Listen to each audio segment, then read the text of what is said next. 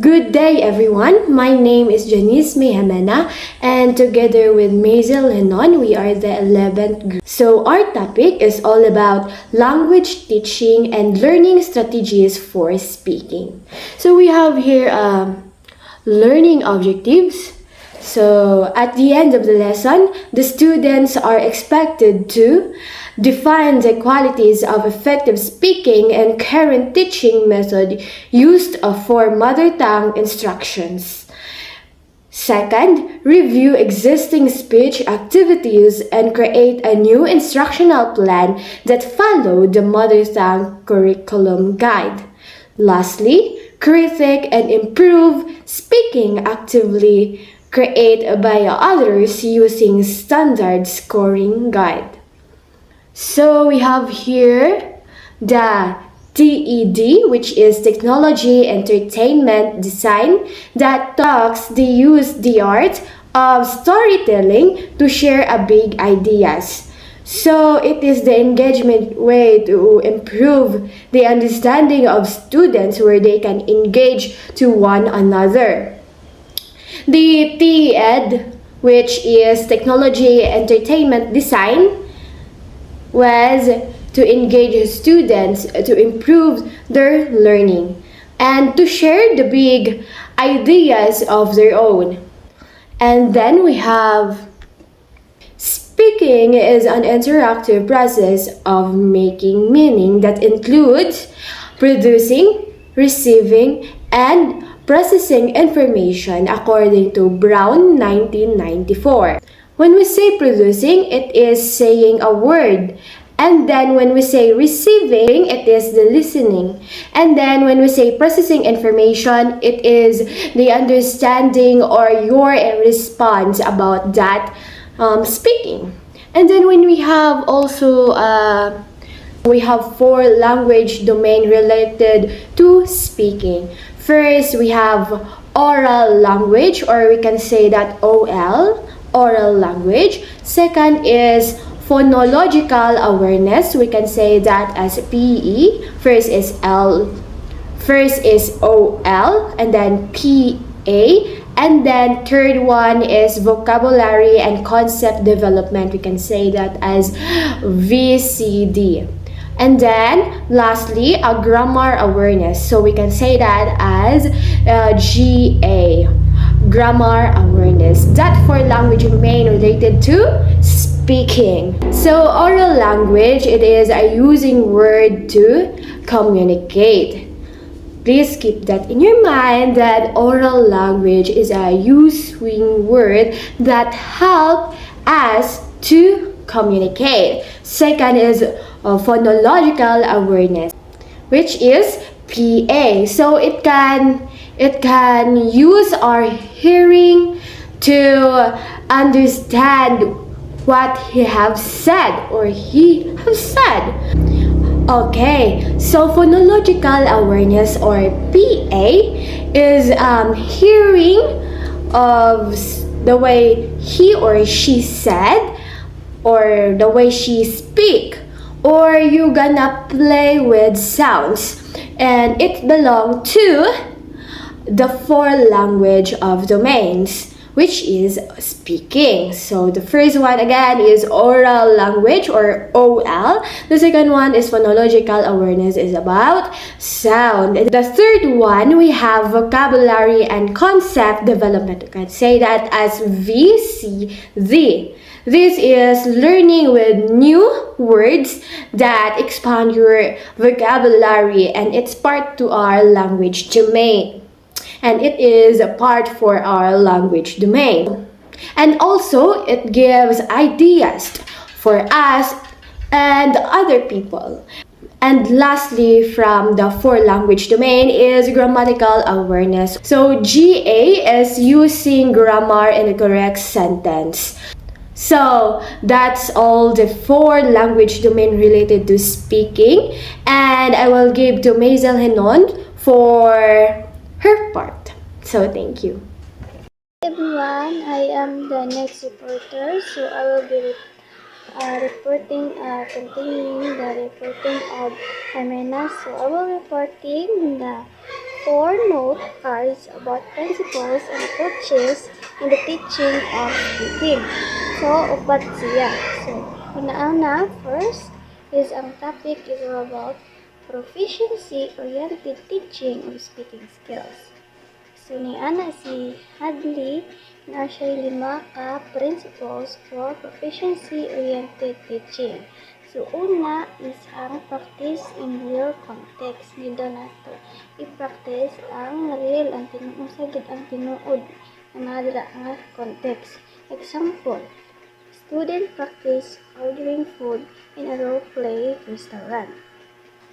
So, this means that teaching is speaking in a way that helps students use language in real-life situation, not just memorize the rules. So, dili lang dyan natin i-memorize, no? It focuses on practical communication, which is where students practice speaking in meaningful activities, improve both correctness and confidence, and understand cultural differences. Teachers also consider students' feelings and learning styles to make speaking easier and more comfortable. So, mauna siya ang una-una. And then, ikaduha, do not real task. Example, student asks for direction as if they were to rest. So, and then, ang ikatulo na pod is focus on accuracy. So, example, is teacher corrects grammar when students introduce themselves. So, ang example is ginakorek sa teacher ang grammar. Example, kanang mo, introduce sila sa ilang pagalingon. If naaba sila na sala dira ang grammar, i-check siya sa teacher. Is ang ikaupat, consider feelings and learning style. So, example, shy students practice in pairs before speaking to the whole class. So, naaman jud no, maulaw-ulaw ta. So, example is, gina-practice niya iyang kagalingon before siya mo sulti siya sa iyang tibok na classmates. Kanang iyang di practice usa nga dili na siya maulaw.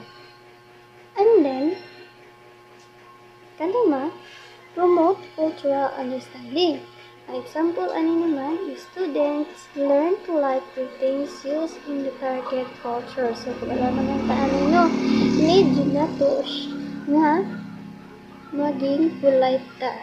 Labi na dira sa pag-rate na mga nata, mga sabi dira, kay mo o dun na siya para things used in a target culture. So, nauto siya ang una nga principle, which is on topics is proficiency-oriented teaching speaking skills, which is the headline na siya 5 principles. Nauto siya ang ako discuss. So next, ang ikaduha nga principle sa topic niya is current approaches to the teaching of speaking. So teaching speaking today focuses on talking as the main way to learn, using both native and non-native speakers as examples, aiming for clear and fluent speech while allowing some mistakes, building skills through common pace and depends on practice mostly in pairs or group. So, ang pasabot na pod ani is the modern teaching focuses on learning by actually speaking, and then students improve by talking often, working in pairs or groups, and and using real conversations. Access to making mistake is a part of learning, and the goal is to speak clearly and smoothly, not perfectly. So, dili man jud ta perfect, no? So, na jud ta masala man jud ta, pero ang goal is to speak clearly and smoothly, not perfectly. So, ari na ta sa ikatulo. Topic naman niya is teaching of Tamil language. Nakabutang diri, teacher should use familiar local topics, everyday vocabulary, and age-appropriate content. For example, teaching teenagers English through lessons about local festivals, common street food, and school life. Sabot na po ani, teaching could be connected to the students' daily life and culture. Lessons become easier to understand when teacher use familiar topics like festivals, food, and school experiences. So, dira jud na siya no. Dali ra makuanan si estudyante if ilang lesson is familiar lang ang mga topic mo. Like mga festivals, food, na siya. And then, proceed ta sa ikapat.